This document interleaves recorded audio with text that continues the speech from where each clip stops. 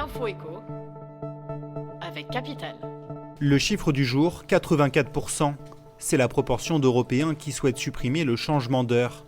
La Commission européenne avait lancé une grande consultation publique sur la question. Le résultat est donc sans appel. Sur 4,6 millions de votants, 84% sont favorables à la suppression des 2 changements d'heure annuels. Jean-Claude Juncker, le président de la Commission européenne, a annoncé ce vendredi qu'il proposerait à l'institution de rester en permanence à l'heure d'été.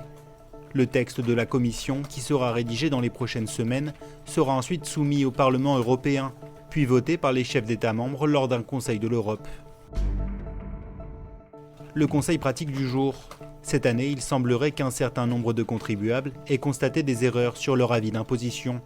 Si l'administration fiscale admet que des erreurs peuvent se glisser dans les calculs de l'impôt, elle dément toute accentuation du phénomène en 2018. Toutefois, si jamais cela venait à vous arriver, mieux vaut signaler l'erreur, à moins que celle-ci ne joue en votre faveur.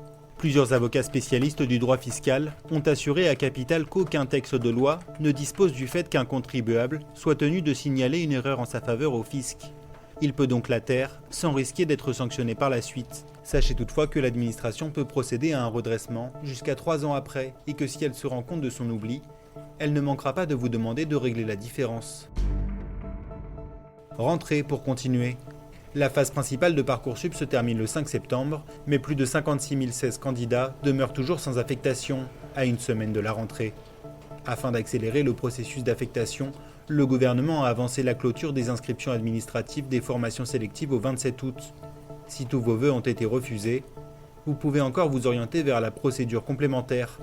Elle permet jusqu'au 21 septembre de consulter les places vacantes dans les formations et d'y postuler, tout en conservant ses vœux déjà en attente. Et si votre situation est totalement bloquée, vous pouvez encore saisir la commission d'accès à l'enseignement supérieur pour obtenir un accompagnement du recteur de votre académie, mais sans assurance d'amélioration. Près de 300 000 visiteurs sont attendus dans les gares lilloises ce week-end.